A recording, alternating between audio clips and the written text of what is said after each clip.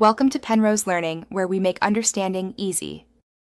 You begin by validating prerequisites. First, confirm your system firmware is UEFI and supports Secure Boot, and update BIOS/UEFI to the latest stable release. Next, back up existing keys and make a recovery USB drive so you can restore state if needed. Then enter firmware settings and disable legacy or CSM mode. Set your UEFI installer or OS entry as the primary boot option. Once done, save changes and reboot directly into the environment you'll use to enroll keys and activate Secure Boot. You now handle key management and signing. If using Microsoft-signed binaries, import the appropriate CA into the firmware DB. Otherwise, generate PK/KEK/DB key pairs and enroll via firmware or mock manager. Protect private keys offline and export public certificates for enrollment.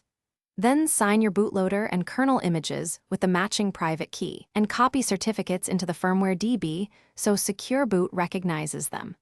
Make sure to verify each signature locally before proceeding. This prevents boot. You finish by activating Secure Boot and confirming a clean boot. In UEFI settings, enable Secure Boot and ensure the platform key is installed and active. Save and reboot. Observe the boot sequence and confirm your OS kernel and bootloader load without being blocked. Use tools like mokutil or firmware logs to verify Secure Boot status. If the system refuses to boot, immediately use your recovery USB to restore previous keys or disable Secure Boot, then inspect signing steps. This single troubleshooting tip, restore from backup, resolves most activation problems.